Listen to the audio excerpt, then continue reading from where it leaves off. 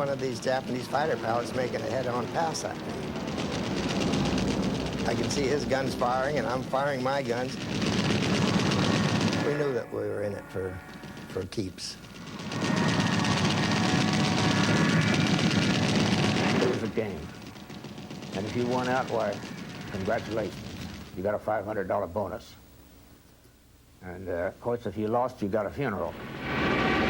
That's all there was to it.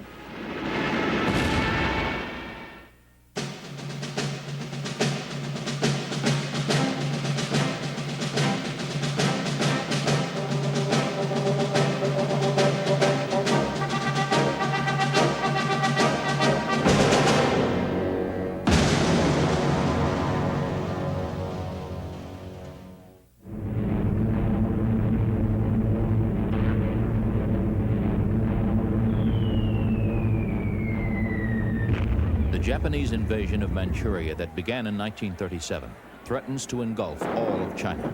Her only lifeline is the Burma Road, running 700 tortuous miles across the rocky face of Asia. To defend this lifeline from the air, China enlists a brilliant American tactician, a leather-faced Texan named Claire Lee Chennault.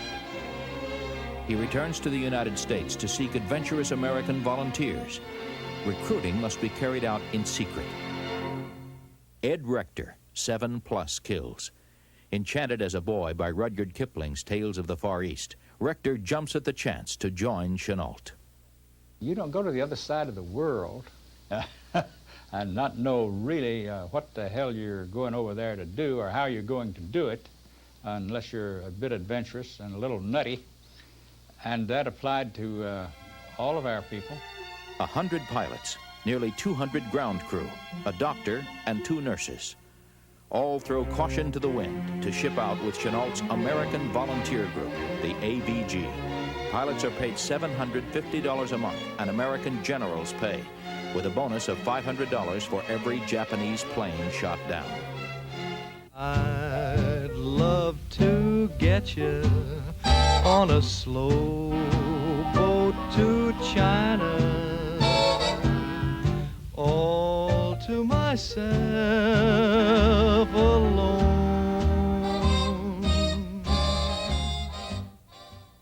AVG pilot George Pappy Paxton captured the scene on film as pilots and mechanics, sworn to secrecy, board Dutch passenger liners in San Francisco, along with the missionaries and other travelers on their way to the Orient. To avoid suspicion, they travel as clergymen, acrobats, actors, artists, tractor salesmen, and morticians. Fritz Wolf, 5 kills, a country boy from Shawano, Wisconsin. Wolf eagerly trades his Navy wings for adventure in exotic lands. My passport indicated I was a agriculture student going to China to study hogs, and others had other things that had nothing to do with flying whatsoever. Well, we got to the ship in September out of San Francisco, and we were each given a $100 bar bill prepaid. I think that first day out of San Francisco on the way to Honolulu, we drank the Dutch ship out of Heineken beer. Joe Rospert, 6+ kills. Rospert willingly leaves the controls of a lumbering Navy PBY patrol plane to fly fighters in China. Rospert remembers a slow, noisy voyage, never lacking in excitement. We knew that there were a couple of little romances where the pilots would go back and get into the swimming pool with the gals at midnight and have a good time. David Lee Tex Hill, son of a Texas Ranger, will go on to score 18+ kills. I don't know who converted who on that trip over there, but missionaries, they had a fertile field to work in, I'll tell you. Honey, I'd love to get you on a slow boat to China, all to myself alone. Yeah, we did try to convert some of the younger missionary women over there, and I think some of us lucked out. Dick Rossi, 6+ kills. Rossi seeks a challenge away from instructing Navy cadets at Pensacola. He will find it in the skies over China and Burma. Crossing the equator was a big event for us because there were only 3 of us who had been across it before, so we had to initiate all the others. That turned out to be a rather interesting day, throwing them all in the swimming pool.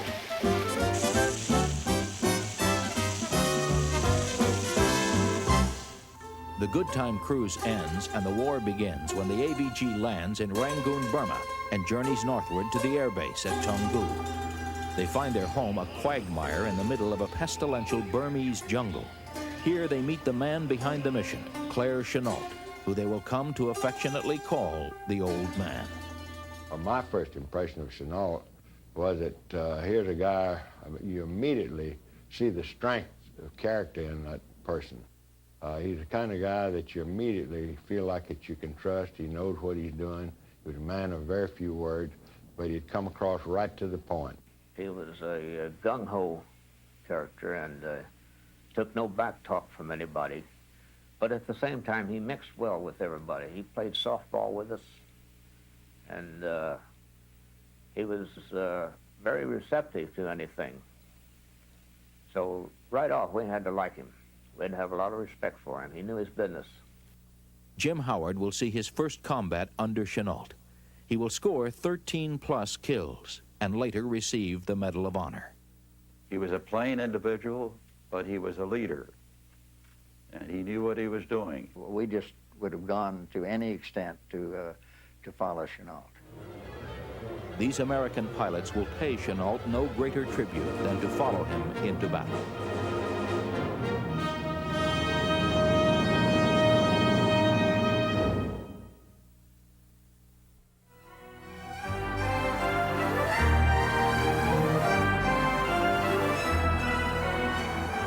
Confidence, courage, flying skill. These the ABG pilots have in abundance. Chenault provides the know-how. Chenault had classrooms every morning at 6 o'clock. And he described the Zeros, its capabilities, the pilot's capabilities, their roteness of flying, and we were all drilled with tactics on how to combat those 2 capabilities. To take on the Japanese, the ABG is outfitted with 100 P-40 Tomahawks, rejected by the British for aerial combat in Europe. But the planes are strong and fast, and the American pilots are thrilled with them. They paint shark's teeth on the nose to intimidate the Japanese. And Walt Disney contributes a rampant tiger insignia to adorn the fuselage. Inevitably, the Americans become known as the Flying Tigers. I had no idea what a P-40 looked like. I had never seen a picture of it. When I took off the first time in a P-40 and got up to altitude and started doing some maneuvers, I can only say that I was thrilled and thought this is going to be a great adventure. The P-40 didn't come off very well down in the Pacific because they were using this classical dogfighting, which every fighter pilot was trained to do. Chenault changed all of that. He said, no, don't turn on those guys. He said, they'll be right on your tail. And they just try to hit them and dive out and come back up and try to get another shot at them. So they turned with it. Another brilliant tactic is Chenault's primitive but highly effective early warning system. Chenault set up a warning net that was very effective. Every little village had a radio. It was CW, continuous wave, da-da-da-da deal. So when a village would hear something, all they had to do was to report what they heard and what they saw. Then, at that village, you put a flag in there. So pretty soon, you'll be over another village, put another flag. First thing you know, those flags start lining up, and you know they're coming into your place. We knew when they were warming up their engine, that is some net. We became so blasé that we wouldn't even launch until they were 150 kilometers from the center. proved to be very effective, and thank God we had it, because otherwise we could have been wiped out real early, right on the ground. Chennault declares his rambunctious pilots ready for combat on the eve of the attack on Pearl Harbor. News adds fuel to the Tigers' impatience to take on the Japanese and exact revenge.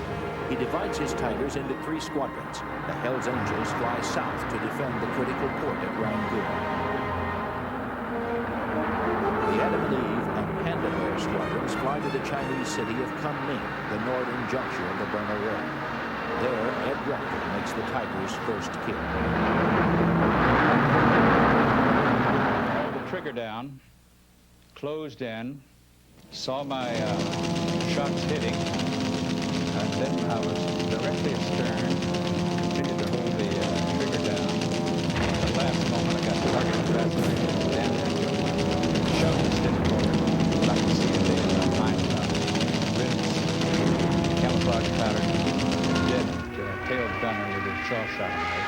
He was already burning, and he exploded when he hit the ground. I had no remorse, no feeling other than, well, that's the way it's going to be. That's war. In their first engagement, the Tigers shoot down 6 bombers without a loss. Their elation is short-lived. 3 days later, in their first combat over Rangoon, the Hells Angels lose 2 pilots.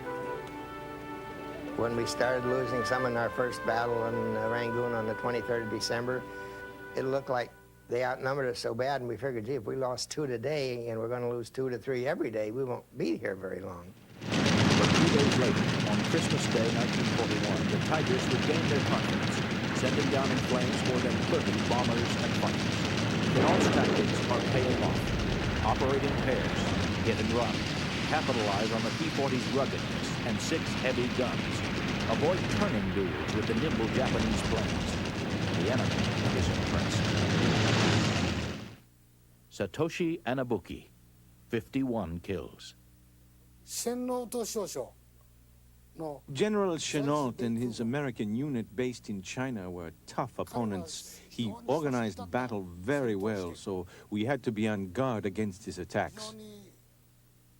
Yoi Hinoki, 12 kills. We had difficulty fighting against the American volunteer group. We heard of its existence, but we didn't know it was such a strong force. My unit took a lot of damage from that group. In the aerial combat over the steaming jungles and craggy mountains of Burma, the spirit of the samurai is not exclusive to Japanese warriors. The hunters and the hunted duel to the death. Was there any chivalry in terms of our fighting the aerial war against the Japanese? None whatsoever. But the idea is to kill as many of them as you can, knock down as many planes as you can. So aerial warfare is no place for chivalry.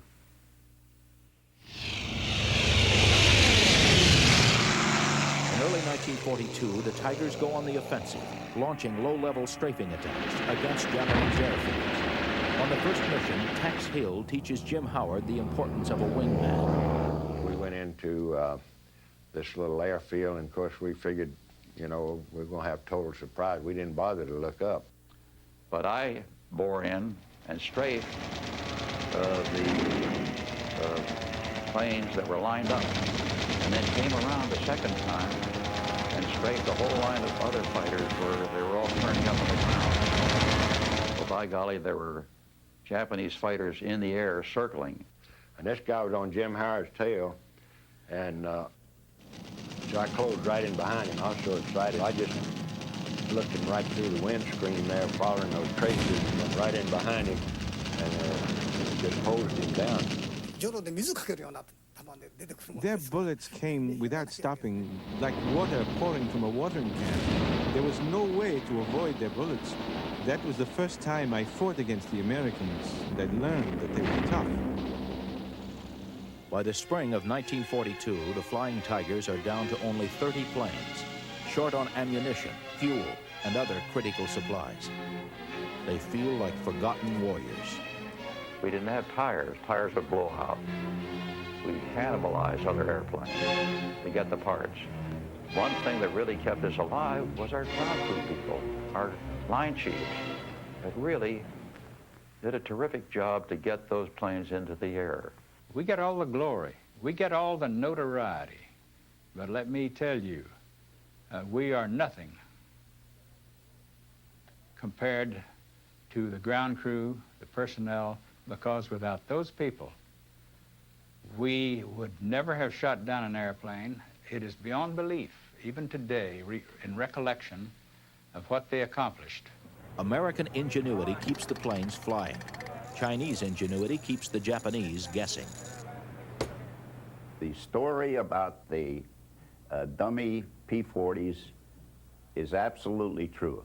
Now, when you hear stories from the Japanese side that we had such a big force, that could emanate from that situation with the dummy planes, because quite frankly, if we got 16 or 18 P-40s in the air at the same time, that was a big force for us. We had several hundred Chinese technicians that worked for the ABG. They put together those camouflaged dummy P-40s, and they were strewn around airfields, particularly our headquarters in Kunming. The Chinese built those things out of bamboo, and they'd have them around, and the Japanese would come in there and bomb them, you know, and of course they were dummies. A Japanese airman who is shot down and captured verifies the effectiveness of the deception. One of the things he told us was, when we asked him, how big a force did you think the AVG was, he said that the Japanese Air Force intelligence said that we had at least 1,000 airplanes. The Tigers hold their own in the sky, but by early May 1942, the situation on the ground is critical. Fresh waves of Japanese troops push the Chinese back to the Salween River in northern Burma, the last remaining obstacle between the Japanese and the Burma Road.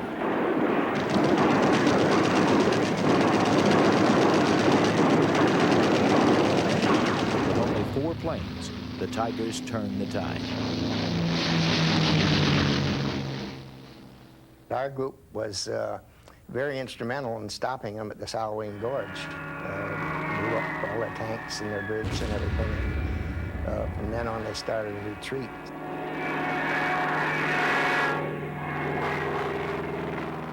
We felt that we kept China in the war. We feel like that if we had not stopped the Japanese at the Salween River, that the Japanese and Germans could very easily have linked up across India.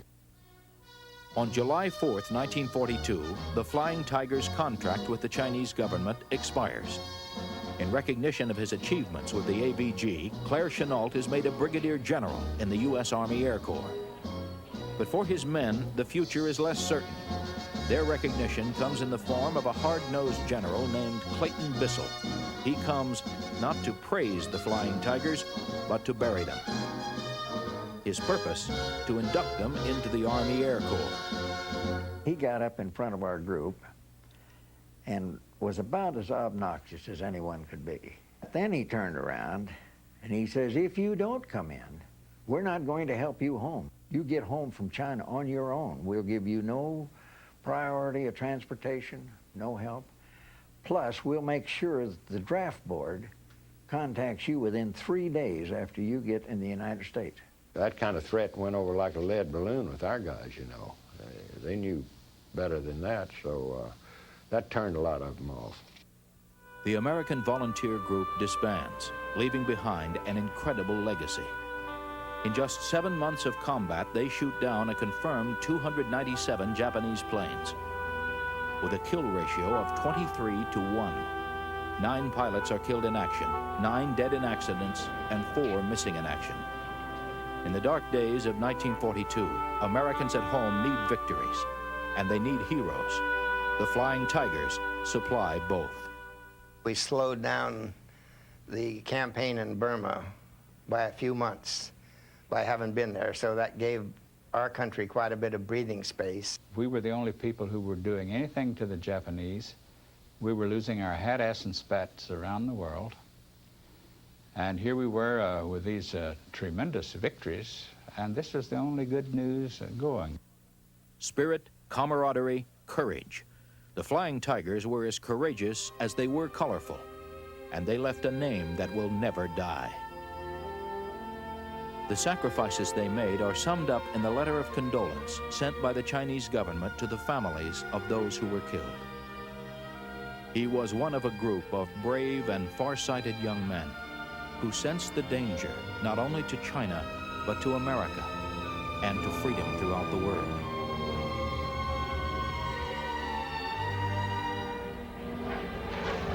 Not waiting to be called, this group went forward to meet the enemy, prepared to sacrifice themselves, if need be, in order that the democracies might gain precious time, that freedom might live, that countless other lives might be saved.